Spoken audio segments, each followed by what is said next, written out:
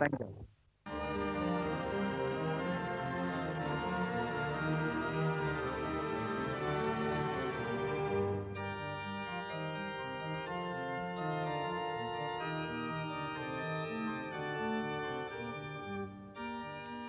Il y a 4 ans précisément, l'Église catholique se donnait pour chef Jean XXIII, un pape de transition, assurait-on partout. Et ce vieillard de plus de 80 ans allait 3 mois plus tard annoncer de la façon la plus inattendue la réunion d'un concile. Le premier depuis près d'un siècle, le plus important depuis la fondation de l'Église. 2700 évêques du monde entier, 2700 pères du concile. L'un d'eux, Monseigneur Fulton Sheen, auxiliaire du cardinal Spellman de New York, est bien connu des téléspectateurs américains. C'est l'une de leurs vedettes préférées. Mes chers amis, étant donné que le Saint Vierge à Lourdes ne parlait pas en bon français, peut-être, pardonnez-moi, moi aussi, pour mon patois américain.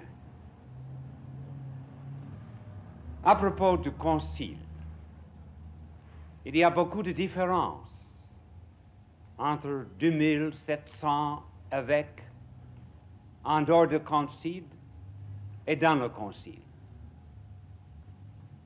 Comme il y a beaucoup de différences entre les éléments de chimie sur le rayon d'un laboratoire et les mêmes éléments chimiques dans un enfant. Pourquoi les différences?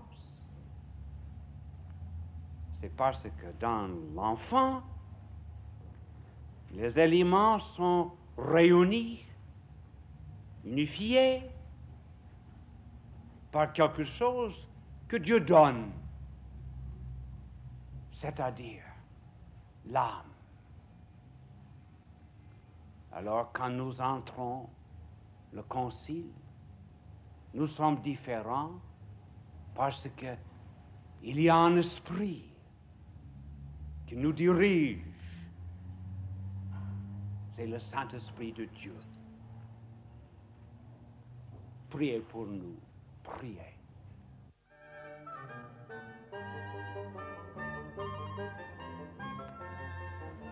C'est à Saint-Pierre de Rome que se tiennent les congrégations générales du Concile, c'est-à-dire les assemblées plénières.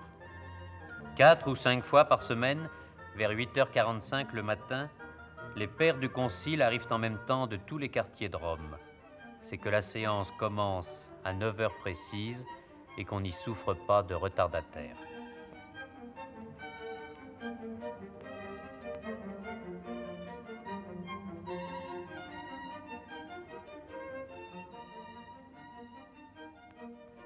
Pendant la durée du concile, la place Saint-Pierre est interdite à la circulation des voitures ou des piétons. Et la foule, qui dès la première heure attend la sortie des pères, est contenue à l'extérieur de la célèbre colonnade par les carabiniers italiens. Prêtres étudiants à Rome, prêtres de passage, pèlerins, touristes, religieuses, chacun veut voir, quand sonne midi, s'ouvrir les portes de la basilique.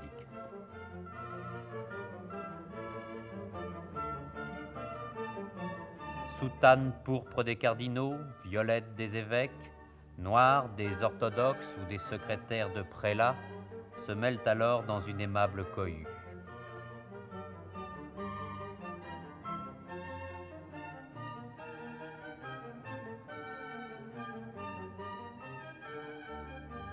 Chacun recherche la voiture ou l'autocar qui doit le ramener à son hôtel ou à son couvent.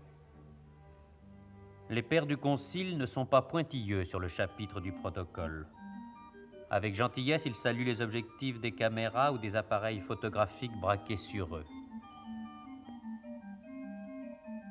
Ils ne dédaignent pas l'occasion de se mêler à la foule ou de répondre à ses saluts. On dit pourtant que les débats à l'intérieur du concile ne sont pas sans passion, que des oppositions inattendues se sont manifestées, que la curie, c'est-à-dire l'administration, n'a pas pu, comme elle l'entendait, organiser les élections en commission ou ordonner les schémas de discussion. On l'a même prêté aux Français et à quelques autres d'avoir pris la tête du mouvement. Le cardinal Liénard, l'un des 10 présidents du Concile, n'a-t-il pas osé repousser au nom de tous les listes préparées d'avance pour les élections? À la procure Saint-Sulpice, il fallait bien alors demander au cardinal Felletin, qui préside les évêques de France, s'il existait vraiment des tendances, des courants à l'intérieur du Concile. Pas des courants à proprement parler, ne sont pas des courants. Il ne faut pas identifier cette assemblée à une réunion où les partis politiques, évidemment, se groupent, non. Qu'il y ait des assemblées nationales, oui, mais qu'on se retrouve sur certains points avec d'autres nations, oui, mais ceci dans une parfaite charité, car nous sommes en dehors, et on ne le dit peut-être pas assez, nous sommes en dehors de toute préoccupation d'ordre politique. C'est l'Église seule qui examine ses affaires, qui fait son examen de conscience, qui cherche comment elle peut répondre aux exigences du moment. Est-ce que je peux vous demander de nous expliquer comment est organisé matériellement le Concile, car personne, vous le savez, n'a pu pénétrer à l'intérieur de Saint-Pierre. Eh bien, je dois dire que c'est une organisation magnifique. Ça, c'est un chef-d'œuvre d'organisation. Non seulement par ces tribunes qui ont été dressées dans toute la nef de Saint-Pierre, et sur lesquelles nous prenons place, chacun à notre place fixée, mais surtout par l'audition qui est parfaite. On peut, de sa place, ou à peu près, parce qu'il y a des micros tout proches, se faire entendre dans tout Saint-Pierre sans aucune espèce de difficulté. Vous dites que vous pouvez vous faire entendre, mais est-ce que vous pouvez facilement vous faire comprendre? On raconte que tous les évêques ne parlent pas forcément très bien le latin. Oh, oui, mais on parle latin, oui. Il ne faut pas exagérer non plus la difficulté. Ce reste, c'est notre langue, celle qui nous permet de nous retrouver tous. Et vous entendez des Américains comme des Africains et des Asiatiques qui vous parlent un très beau latin. Il faut dire qu'il y a une simplification pour cela. C'est que, en général, on lit son papier, car il n'y a pas d'interpellation, pas sur le moment. C'est ce que vous votez beaucoup. On n'a pas encore voté à proprement parler, sinon pour les commissions. Alors ça va durer combien de temps? Le concile? Oui. Oh, je n'en sais rien. Mais ça durera certainement plusieurs mois, j'ose pas dire plusieurs années, mais certainement ce ne sera pas fini cette année ni probablement l'année prochaine. C'est dans une extrême simplicité que les pères du Concile, les Français tout au moins, vivent à Rome. Regardez par exemple la chambre de Monseigneur Goupy, de Blois, le plus jeune évêque de France. Est-ce que je peux vous demander de nous décrire la journée d'un évêque père du Concile? Sans difficulté, surtout qu'il n'y a rien là qui soit bien mystérieux, pas plus que dans le Concile d'ailleurs. Enfin donc la journée, le matin, je me lève à 6h30. Ensuite, je sers la messe d'un évêque, ce qui me permet déjà de prier, de méditer. Je célèbre ensuite la mienne. Il est 8h quand les deux messes sont achevées. Un petit déjeuner rapide, parce qu'il faut être à 9h pour la congrégation générale. Et puis en plus, je suis le chauffeur du cardinal Gerlier. Il n'y a pas de voiture. Et comme j'arrive à conduire la voiture, je suis heureux de l'emmener là, jusqu'à Saint-Pierre-de-Rome, avec un ou deux évêques. Puis alors après, à 9h, vous savez, c'est la congrégation générale qui commence par la Sainte Messe. Et puis alors après, jusque vers midi, midi et demi, même une fois, jusqu'à 1h de l'après-midi. Mais pendant cette congrégation générale, vous restez toujours à la même place, assis, sans bouger? On se lève, on s'assied, mais personnellement, je n'ai pas quitté ma place depuis le début. Ah, c'est presque héroïque. Enfin, un bon nombre d'évêques, soit parce qu'ils sont fatigués, âgés, ou qu'ils se sentent malades. Hier, en face de moi, un des évêques a été obligé de quitter la séance. Un bon nombre, d'ailleurs, comme ça, s'en vont, car il y a un bar. On y prend simplement du café, d'ailleurs. Il y a des tartelettes aussi, et puis des brioches. Elles sont, paraît-il, très fines, d'ailleurs, comme toute la pâtisserie à Rome. La congrégation, alors se termine, la congrégation générale se termine, donc vous disiez, vers midi et demi, 1h. Que faites-vous l'après-midi? L'après-midi, bien... Il y a aussi le bréviaire qu'il faut dire. On prie là pour toute l'Église, on n'oublie pas son diocèse à nouveau. Et puis alors après, il y a des réunions très variées, mais c'est des réunions un peu spécialisées sur un sujet déterminé à propos des questions de liturgie qu'on est en train d'évoquer. Ces réunions un peu spécialisées, on lieu d'ordinaire vers 4h, 4h30, durent environ 2 heures. On rentre après, c'est le temps du dîner. Et il est assez difficile, il faut le reconnaître, de placer sa correspondance. Alors on est obligé de la faire le soir. Et puis alors après, il faut tout de même dormir pour pouvoir travailler le lendemain, c'est évident. Des journées bien remplies. Un peu. Mais moins tout de même que dans son propre diocèse, j'ai l'impression. À Saint-Louis des Français se tiennent les réunions de l'après-midi pour l'épiscopat de notre pays. On y prépare, sous la présidence des cardinaux, les interventions sur les sujets à l'ordre du jour. Par exemple, en ce moment, la simplification de la liturgie. Sur ce point, le porte-parole des Français est Monseigneur Génie, auxiliaire de Cambrai. Alors, vous ne croyez pas qu'on pourrait changer beaucoup de choses dans la liturgie? On pourrait la simplifier. D'ailleurs, l'un des buts de ce concile, vous le savez, pour d'ailleurs tout ce qui est de la religion, c'est d'arriver à l'essentiel en simplifiant, sans diminuer, sans détruire. Il s'agit de faire prier le peuple de Dieu avec des mots peut-être plus simples, plus intelligibles. Or, nous lisons l'Évangile en latin, vous le savez sans doute. Le latin, on ne le comprend pas. Qu'est-ce qu'on a fait depuis quelques années? On le traduit. Eh bien, nous espérons que ce concile décidera que la parole de Dieu sera proclamée directement dans la langue du peuple, dans nos églises. On retrouve la même préoccupation chez l'archevêque de Yaoundé, Monseigneur Zoa, président des évêques d'Afrique.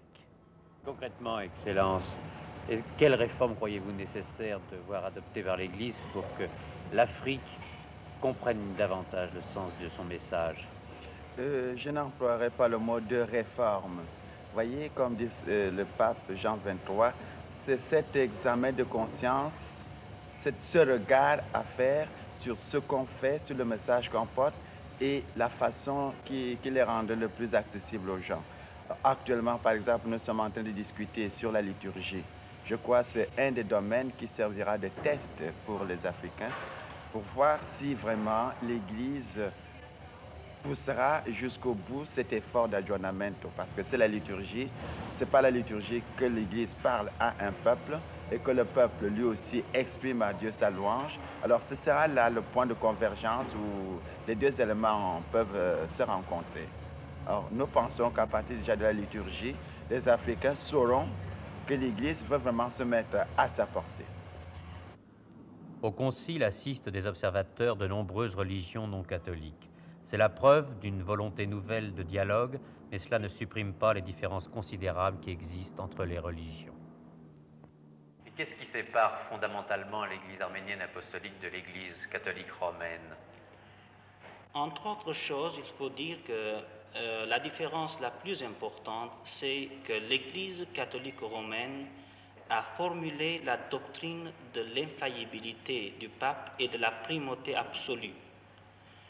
Alors nous pensons, comme les autres églises orthodoxes, que toutes les églises qui étaient fondées par des apôtres, les chefs de ces églises sont égaux et cette primauté absolue et cette infaillibilité, c'est une doctrine que notre Église n'a jamais acceptée et je pense que nous ne pouvons pas accepter.